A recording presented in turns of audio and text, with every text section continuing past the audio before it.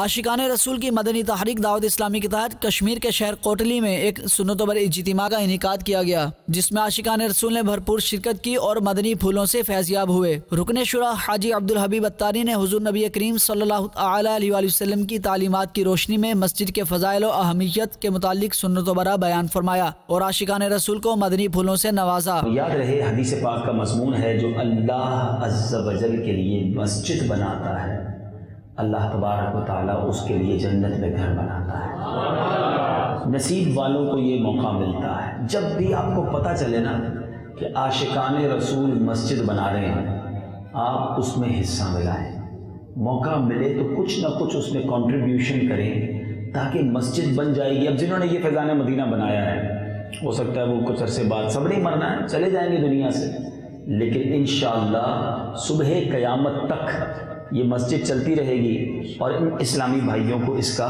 ثواب ملتا رہے گا۔ تو انشاءاللہ یہ نیت کریں کہ اس نیکی کے کام میں ہم اپنا حصہ ملاتے رہیں گے۔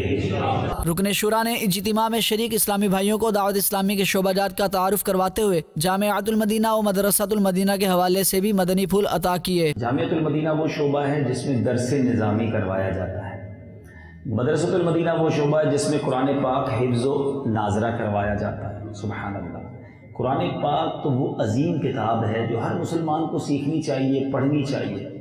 پیارے آقا علیہ الصلوۃ والسلام فرماتے ہیں، خیرکم من تعلم القرآن وعلمہ، تم میں بہترین وہ ہے جو قرآن سیکھے اور دوسروں کو سکھائے۔ پتہ چلا کہ بہترین لوگ وہ ہوتے ہیں جو قرآن سیکھ رہے ہوتے ہیں یا سکھا رہے ہوتے ہیں۔ اب ہم اتنے سارے بیٹھے غور کریں، میں ان بہترین لوگوں میں ہوں کہ نہیں؟ آقا تو فرما رہے ہیں تم میں بہترین وہ ہے۔ اگر بہترین لوگوں میں شامل ہونا ہے تو یا تو قرآن سیکھنے والے بن جائیں، اور اگر سیکھ لیا تو سکھانے والے بن جائیں۔ خوش نصیب ہیں وہ والدین جن کے بچے قرآن پڑھتے ہیں، لیکن ایک اور بڑا مسئلہ یہ ہے کہ بعض اوقات جن کے بچے قرآن پڑھتے ہیں نا، والدین سمجھتے ہیں انہوں نے پڑھ لیا، ہمارا بھی پڑھ لیا۔ بچے حافظ ہوں، بچے قاری ہوں، بہت اچھی بات ہے، مگر والدین کو بھی قرآن سے پڑھنا ہے نا، روز پڑھنا ہے ہم سب کو قرآن۔ جب ہم روز اخبار پڑھ سکتے ہیں، ہم روز اپنے موبائل کے میسج چیک کر سکتے ہیں، ہم روز اپنے دوستوں کی حال احوال خیر خبر پوچھ سکتے ہیں، تو کیا تھوڑی دیر کے لیے قرآن نہیں کھول سکتے؟ کئی دن گزر جاتے ہیں ہم قرآن نہیں پڑھتے۔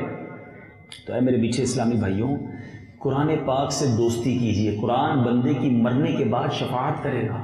اسی سنت و بر اجتماع کے اختتام پر اسلامی بھائیوں نے رکن شورا سے ملاقات کی سعادت بھی پائی۔